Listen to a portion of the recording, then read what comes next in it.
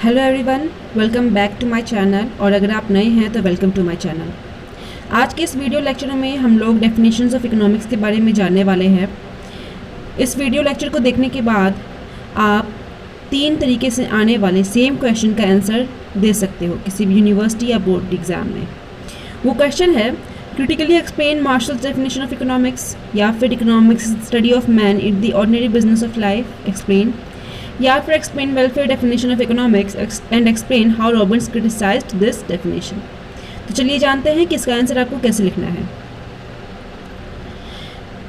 सबसे पहले जानते हैं कि इकोनॉमिक्स है क्या। तो इकोनॉमिक्स आपका वो ब्रांच है नॉलेज का जो कि कंसर्न है production, consumption and transfer of wealth से। अच्छा, वेल्थ का मतलब क्या सिर्फ मनी है? तो नो, वेल्थ का मतलब सिर्फ पैसे से नहीं है। वेल्थ का मतलब गुड्स से हो सकता है, सर्विसेज से हो सकता है, पोजेशन से हो सकता है। तो ये सारी चीज़ें क्या हुई? वेल्थ। उनका प्रोडक्शन करना, उनका कंजम्पशन करना, उसको ट्रांसफ़र करना, ये सब किसके अंदर में आया? इकोनॉमिक्स के अंदर में आया। तो कह सकते हैं कि इकोनॉमिक्स एक तरीके का सोशल साइंस भी है, जिसमें कि हम सोसाइटी में जो भी लोग रह रहे हैं वो कैसे अपने जीवन यापन के लिए, अपनी रोज़मर्रा की ज़रूरतों को पूरे करने के लिए बहुत सारी तरह की एक्टिविटीज़ करते हैं। एंड उन एक्टिविटीज़ को 2 पार्ट्स में बांटा जा सकता है, economic activities and non economic activities. Economic activities वो एक्टिविटीज़ होती हैं जो कि पैसे को खर्च करने या पैसे को प्राप्त करने से रिलेटेड होती हैं।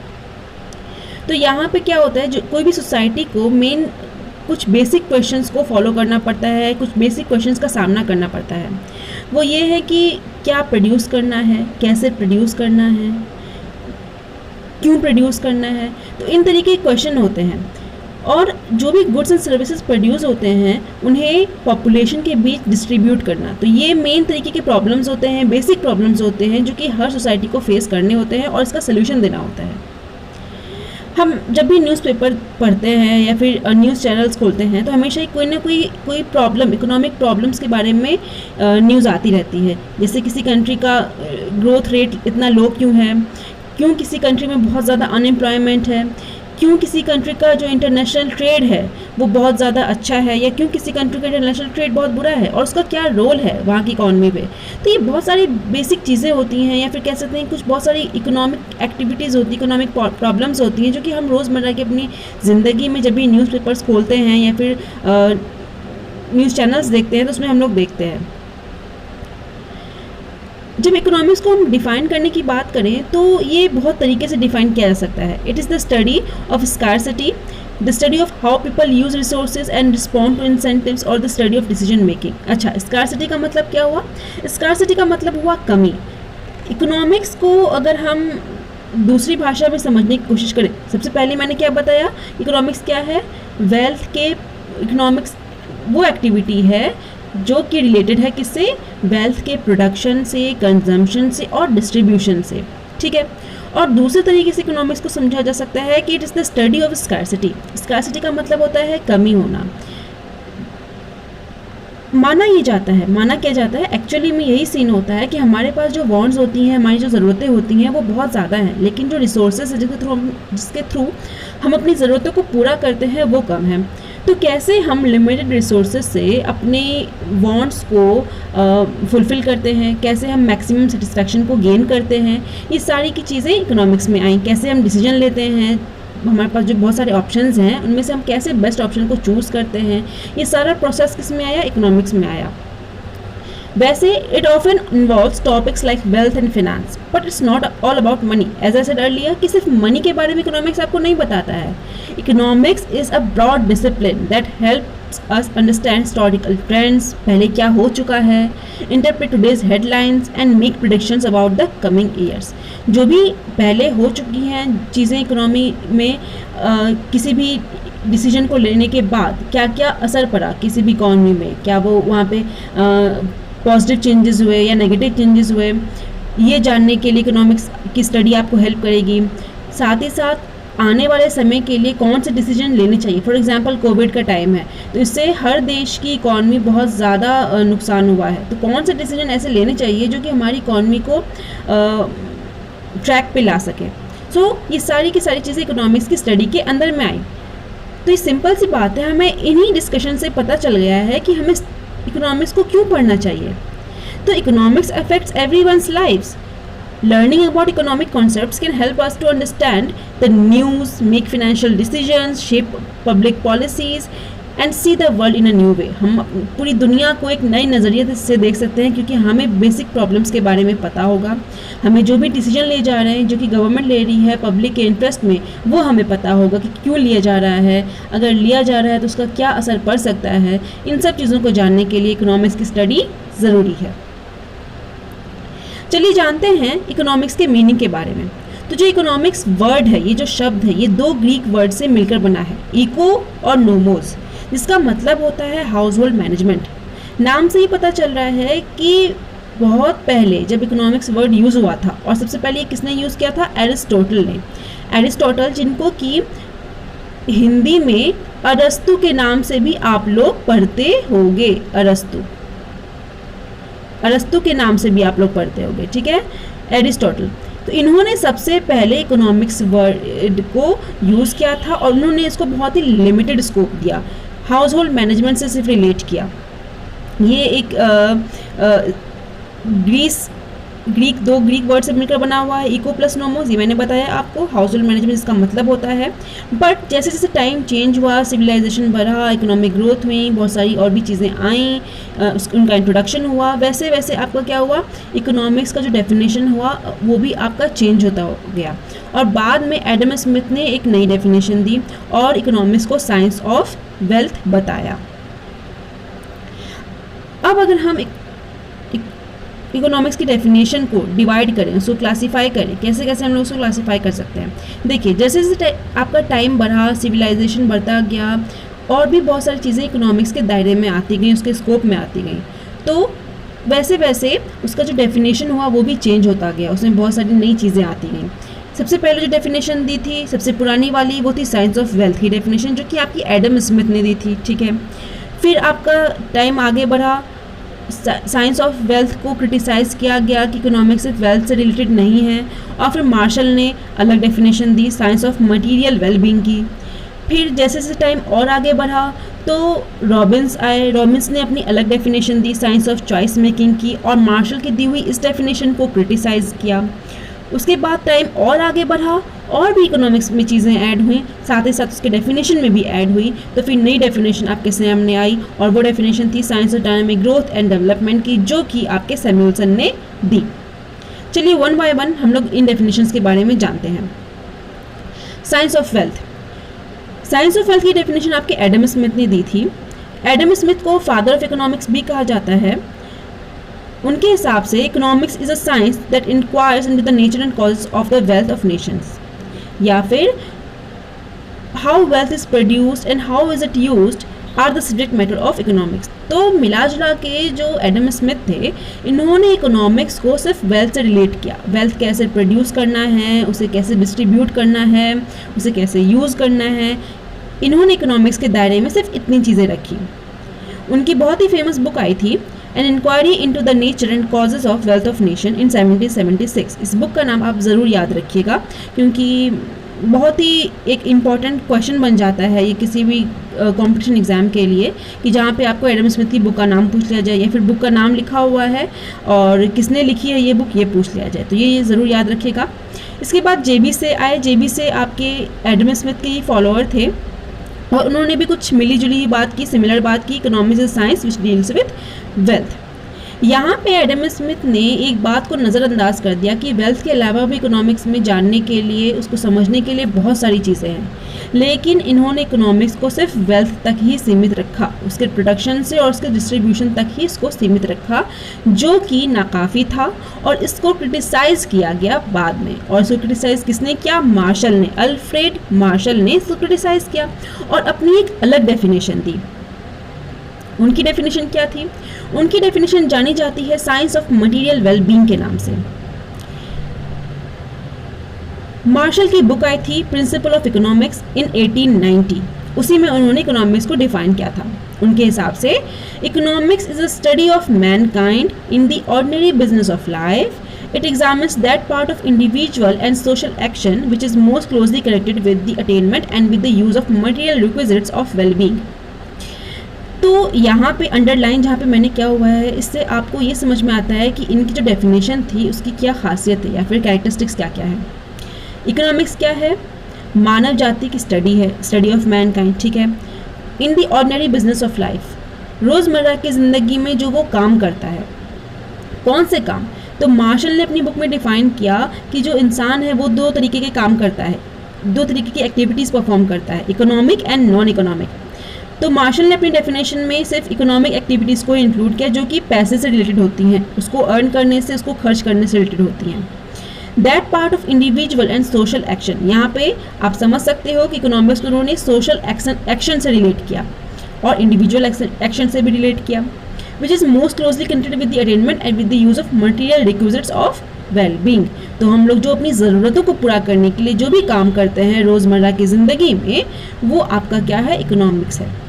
It is one side study of wealth and on the other an important side study of human welfare. तो इन्होंने कहा कि ये एक तरफ से अगर बोलें तो स्टडी ऑफ वेल्थ है, लेकिन साथ ही साथ ये ह्यूमन वेलफेयर की स्टडी भी है इकोनॉमिक्स। जहाँ तक एडम स्मिथ की डेफिनेशन थी, उन्होंने सिर्फ स्टडी ऑफ वेल्थ पे फोकस किया, ह्यूमन वेलफेयर के बारे में उन्होंने कुछ भी नहीं बताया, जिसको मार्शल ने क्रिटिसाइज़ किया और अपनी अलग डेफिनेशन दी और उन्होंने उसमें ह्यूमन वेलफेयर को भी इंक्लूड किया। उनके हिसाब से जो वेल्थ है ये आपका उद्देश्य नहीं है, एंड का मतलब हुआ मंजिल। जो वेल्थ है ये आपका उद्देश्य नहीं है, but it is means to end, but ये एक ज़रिया है। किस चीज़ का ज़रिया है? The end of human welfare, मानव जाति के कल्याण को प्राप्त करने का एक ज़रिया है। वो ज़रिया है वेल्थ, उसको कैसे प्राप्त करना है, मेन जो उद्देश्य है वो है मानव जाति का कल्याण। तो इन्होंने ये बताया कि जो मैन है उसको उन्होंने फर्स्ट प्लेस पे रखा और जो वेल्थ है उसको उन्होंने सेकंड प्लेस पे रखा, और बताया कि जो वेल्थ है is for man and man is not for wealth. जो पैसा है या गुड्स एंड सर्विसेज है या पोजीशन है, ये किसके लिए है? ये इंसानों के लिए है, इंसान इन चीज़ों के लिए नहीं है। जो मेन मकसद है वो तो है ह्यूमन वेलफेयर, यानी कि जो सेटिस्फैक्शन है वो हमें मिल जाए। अब जानते हैं कि मार्शल की डेफिनेशन की कैरेक्टरिस्टिक्स क्या क्या थी, विशेषताएं क्या क्या थी। सबसे पहला, greater emphasis on human aspect. Marshall has given balanced importance to means and ends. Through his definition, he has stated in clear words that it is on one hand is the study of wealth, and on the other hand, more important to this is the study of human aspect. तो यहाँ पे इन्होंने जो Adam Smith की definition थी जिसमें इन्होंने सिर्फ और सिर्फ वेल्थ को फोकस किया, वेल्थ को ही इम्पोर्टेंस दी, यहाँ पे इन्होंने इसको बताया कि सिर्फ वेल्थ ही इम्पॉर्टेंट नहीं है, मानव जाति का कल्याण भी इम्पॉर्टेंट। तो इन्होंने ह्यूमन एस्पेक्ट को भी अपनी डेफिनेशन में शामिल किया, उसे इंक्लूड किया और उसे भी इक्वली इम्पॉर्टेंस दी। दूसरा है material welfare. Marshall in his definition gave more importance to the means of material gains or material welfare. अच्छा, ये मटेरियल वेलफेयर क्या हुआ या मटेरियल गेंस क्या हुआ? मटेरियल गेंस आपका हुआ जो भी प्रोडक्ट्स है ना वो हमें मिलते हैं, उससे हमारी संतुष्टि होती है। पैसा हुआ, ये भी एक तरीके के मटेरियल है, तो इससे हमारा वेलफेयर होता है। पैसे को प्राप्त करने से वेलफेयर होता है, गुड्स से हमारा वेलफेयर होता है। तो according to him it studies those material resources on which welfare depends. In this way Marshall accepted the material welfare aspect. तो इन्होंने क्या किया? मटेरियल वेलफेयर को इन्होंने बहुत ज़्यादा तवज्जो दी अपनी डेफिनेशन में, बहुत इंपॉर्टेंस दिया इस चीज़ को। और भी अलग इकोनॉमिस्ट थे, लाइक पीगू हो गए, कैनन हो गए, इन लोगों ने भी मार्शल की दी हुई डेफिनेशन को फॉलो किया और कुछ सिमिलर व्यू दिए इन्होंने भी और उसे सपोर्ट किया। Study of social, normal and real persons. According to Marshall economic studies only social, normal and real person. इसका मतलब क्या हुआ कि जो इन्होंने बताया उन एक्टिविटीज़ को इन्होंने बताया कि इकोनॉमिक एक्टिविटीज़ करते हैं रोज़मर्रा की ज़िंदगी में कौन लोग, कौन से लोग, इन्होंने किन लोगों की बात की है? इन्होंने सिर्फ उन्हीं लोगों की बात की है जो कि नॉर्मल हो, अनयूजुअल हो, अलोन हो, एबनॉर्मल हो, जो जंगल में रहते हों, सेंट्स हों या फिर महात्मा हों। इन्होंने इन लोगों को अपनी डेफिनेशन में जगह नहीं दी है। इन्होंने इन लोगों की एक्टिविटीज़ को इकोनॉमिक एक्टिविटीज़ नहीं कहा है, ठीक है। अगला कैरेक्टरिस्टिक्स ये है कि इन्होंने इकोनॉमिक्स को क्या कहा? सोशल साइंस कहा, सामाजिक विज्ञान कहा। समाज में होने वाली एक्टिविटीज़ को पढ़ते हैं तो इन्होंने इकोनॉमिक्स को क्या कहा? सोशल साइंस कहा। अगला है कि study of the ordinary business activities of life, जो कि हम अपनी रोज़मर्रा की ज़िंदगी में जो भी इकोनॉमिक एक्टिविटीज़ करते हैं, these ordinary business activities refer to those economic activities, ठीक है, वो इकोनॉमिक एक्टिविटीज़ को उन्होंने इंक्लूड किया जो कि वेल्थ के अटेनमेंट और उसकी यूटिलाइजेशन से रिलेटेड है। तो यहाँ पे मार्शल ने एक और कैरेक्टरिस्टिक्स दिया कि study of the ordinary business activities of life. अगला कैरेक्टरिस्टिक्स है कि practical point of view, Marshall adopted a more practical point of view in defining economics. इनका जो डेफिनेशन था वो बहुत ही ज़्यादा प्रैक्टिकल नज़र आता है, क्योंकि यहाँ पे इन्होंने सिर्फ, अगर हम इसको एडम स्मिथ से कंपेयर करें, उनकी दी गई डेफिनेशन से कंपेयर करें, तो इनका जो डेफिनेशन है वो बहुत ही प्रैक्टिकल नज़र आता है, क्योंकि यहाँ पे इन्होंने ह्यूमन वेलफेयर को भी बहुत इंपॉर्टेंस दी है। इनकी डेफिनेशन सिंपल भी है, क्लियर भी है और ईजिली समझ में आती है। लेकिन इनकी डेफिनेशन को भी क्रिटिसाइज़ किया गया, जैसे कि मैंने अभी आपको बताया कि जैसे जैसे टाइम आगे बढ़ा और भी चीज़ें ऐड होती गई, तो जो पुरानी डेफिनेशन थी उनको क्रिटिसाइज़ करके नई डेफिनेशन को लाया गया। अब इनकी डेफिनेशन को कैसे क्रिटिसाइज़ किया? इनकी डेफिनेशन को क्रिटिसाइज़ किया मोस्टली आपके रॉबिन्स ने, जिन्होंने अपनी स्कार्सिटी वाली डेफिनेशन दी थी। अब इन्होंने कैसे क्रिटिसाइज़ किया? सबसे पहला, distinction between material and non material things faulty. Marshall ने जो भी चीज़ें थी उनको material and non material thing में बांट दिया। मटेरियल मैंने अभी आपको बताया जिसमें कि सिर्फ गुड्स आती हैं, है ना। नॉन मटेरियल थिंग्स में क्या आती हैं? सर्विसेज। इन्होंने बताया कि वो सारी एक्टिविटीज़ जो कि मटेरियल के प्रोडक्शन से रिलेटेड हों, उसके अटेनमेंट से रिलेटेड हों, उसको डिस्ट्रीब्यूट करने से रिलेटेड हों, जैसे कि ह्यूमन वेलफेयर होता है, वो सारी एक्टिविटीज़ इकोनॉमिक के दायरे में आई। लेकिन जो नॉन मटेरियल थिंग्स हैं, लाइक आपके सर्विसेज हो गए जो कि एडवोकेट्स देते हैं, डॉक्टर्स देते हैं, टीचर्स देते हैं, उन डेफिनेशंस को, उन लोगों की जो काम है उसको उन्होंने अपनी डेफिनेशन में इंक्लूड नहीं किया। इसी वजह से रॉबिन्स ने इनकी डेफिनेशन को क्रिटिसाइज़ किया और ये बोला कि जो मार्शल की डेफिनेशन है वो बायस्ड है। Economics is not always concerned with material welfare. Robins also object the use of material welfare. देखिए, इकोनॉमिक्स के बारे में मार्शल ने ये बताया कि मटीरियल वेलफेयर मतलब कि मटीरियल का प्रोडक्शन और उससे लोगों का कल्याण होता है, और वो सारी एक्टिविटीज़ क्या है जिससे पैसा भी जनरेट होता है, और वो सारी एक्टिविटीज़ क्या है? इकोनॉमिक एक्टिविटीज़ हैं, इकोनॉमिक्स के दायरे में आई। लेकिन बहुत सारे ऐसे काम हैं जिसका प्रोडक्शन तो होता है लेकिन उससे किसी तरीके से ह्यूमन वेलफेयर नहीं होता है। फॉर एग्जांपल, अगर हम लोग अल्कोहल के प्रोडक्शन, उसके कंजम्पशन की बात करें, तो अल्कोहल भी एक तरीके का मटीरियल ही है, लेकिन इससे कहीं भी ह्यूमन वेलफेयर नहीं होता है। इससे मनी जनरेट होता है लेकिन इससे ह्यूमन वेलफेयर तो नहीं होता है। तो human welfare is not a defined definite idea, it keeps changing according to time, place and condition. जो वेलफेयर है ये हर आदमी के लिए अलग अलग है, हर टाइम के लिए अलग अलग है, हर जगह के लिए अलग अलग है। तो ये जो इकोनॉमिक्स है, अगर हम बात करें सिर्फ मटेरियल वेलफेयर से रिलेटेड है, तो ये भी आपका गलत है। Economics is not a social science but a human science. Robbins was not agree with Marshall that economics is a social science. Rather, he regards economics as a human science. अच्छा, Robins ने अलग definition दी थी scarcity वाली, और उन्होंने बताया कि जो रिसोर्सेज हैं वो मैं आगे आपको बताऊंगी, कि उन्होंने बताया कि कैसे एक इंसान सीमित साधनों से अपनी ज़रूरतों को पूरा करने की कोशिश करता है। तो यहाँ पे एक इंडिविजुअल की थिंकिंग बहुत ज़्यादा मैटर करती है। तो रॉबिन्स के हिसाब से इकोनॉमिक्स क्या है? ह्यूमन साइंस है, ना कि social science. Ignores fundamental problem of economy that is scarcity. Marshall ने अपनी डेफिनेशन में कहीं भी स्कार्सिटी को यूज़ नहीं किया, स्कार्सिटी के बारे में इन्होंने डिफाइन नहीं किया, इसके बारे में इन्होंने कुछ भी डिस्कस नहीं किया। इनके हिसाब से इकॉनमी में हर चीज़ें अच्छी तरीके से अवेलेबल है, सब कुछ है, बस उसको अच्छी तरीके से यूटिलाइज़ करना है।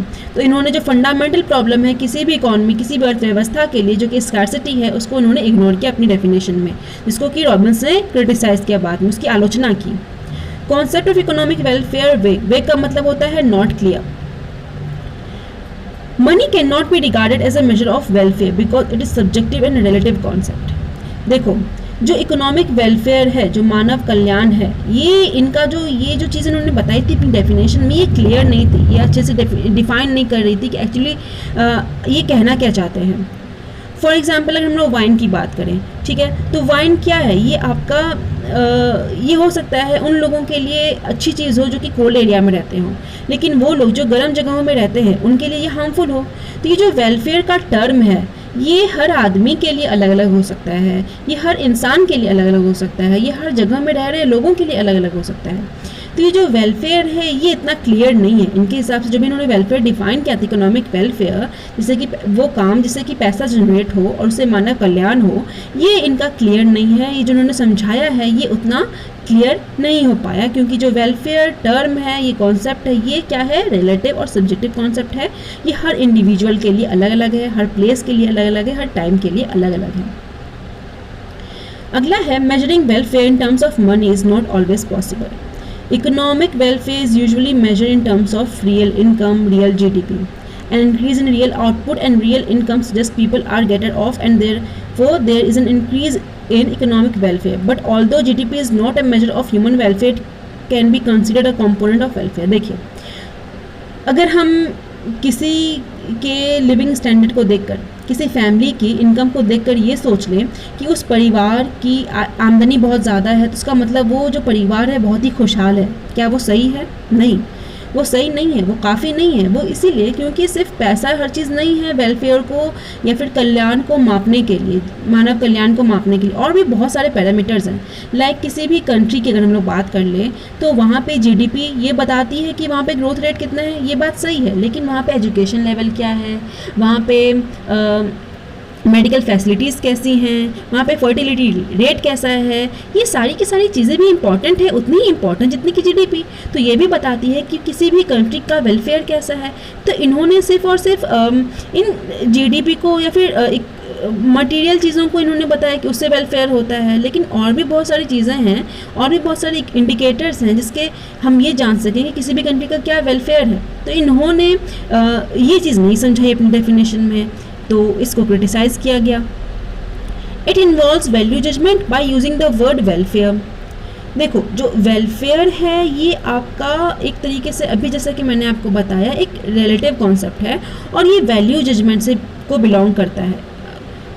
आप बताते हैं कि क्या होना चाहिए, ठीक है, और ये इससे क्या होता है कि जो इकोनॉमिक्स है ना, ये एथिक्स से रिलेट हो जाता है।